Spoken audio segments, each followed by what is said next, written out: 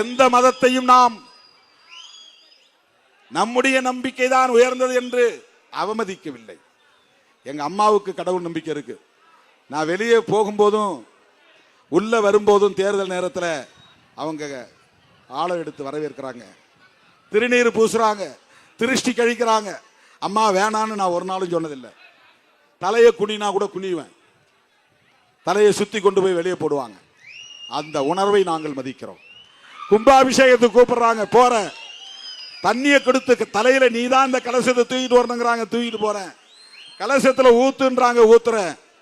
ஜனங்க மேல தெளின்றாங்க, தெளிக்கிறேன். இதெல்லாம் மக்களிட்ட கட்டளையை செய்கிறேன், அவ்வளவுதான். மக்கள் விருப்பத்தை நிறைவேற்றுகிறேன், அவ்வளவுதான். என் மீது நம்பிக்கை வைத்திருக்கிற மக்களுக்கு நான் கட்டுப்படுகிறேன், அவ்வளவுதான். மதம் மக்களுக்கானது, அரசுக்கானதல்ல. அரசு எந்த மதத்தையும் சார்ந்திருக்க கூடாது. இதுதான் மதச்சார்பின்மை. இந்த கருத்தை அம்பேத்கர் முன்மொழிந்த போது கடுமையான எதிர்ப்பு வந்த சூழலில் அந்த கருத்துக்கு துணையாக இருந்தவர்கள் யார் தெரியுமா? அம்பேத்கருக்கு அன்றைக்கு உற்ற துணையாக இருந்தவர்கள் யார் தெரியுமா?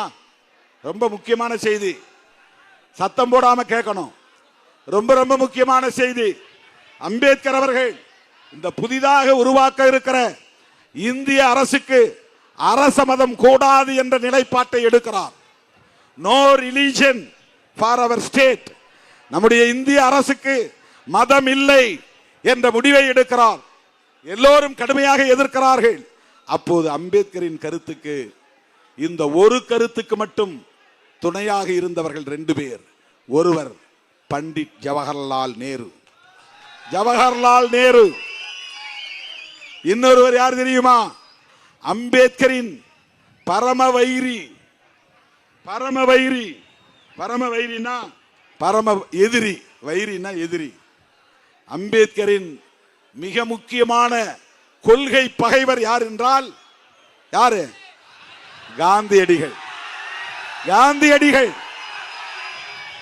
அவருடைய தியாகம் ஒரு புறம், போராட்டம் ஒரு புறம், அதையெல்லாம் மதிக்கிறோம், வணங்குகிறோம், அது வேறு. ஆனால் சனாதன கருத்திலே அவருக்கு நம்பிக்கை இருந்தது.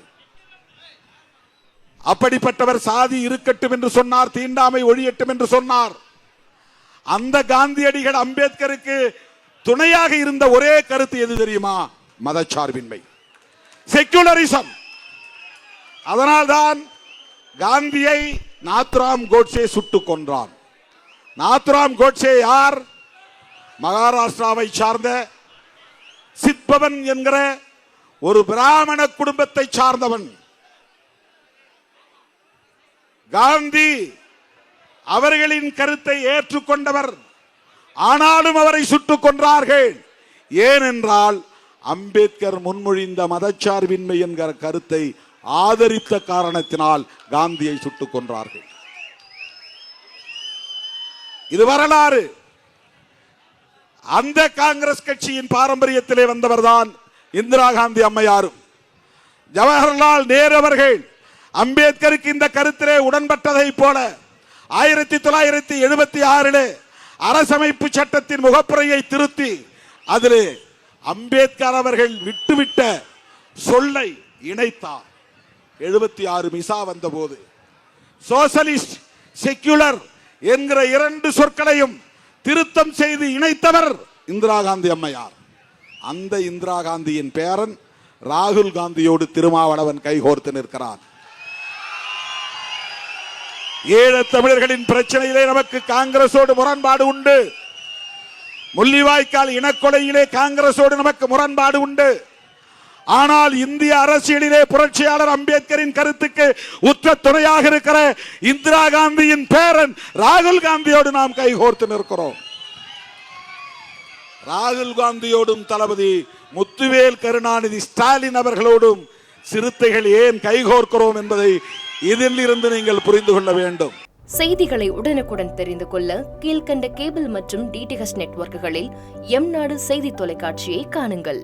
பாதகம் செய்பவரை கண்டால் நாம் பயம் கொள்ளலாகாது பாப்பா. மோதி மிதித்து விடு பாப்பா, அவர் முகத்தில் உமிழ்ந்து விடு பாப்பா. அண்மை செய்திகளை உடனுக்குடன் தெரிந்து கொள்ள இணைந்திருங்கள் எம் நாடு தொலைக்காட்சியுடன்.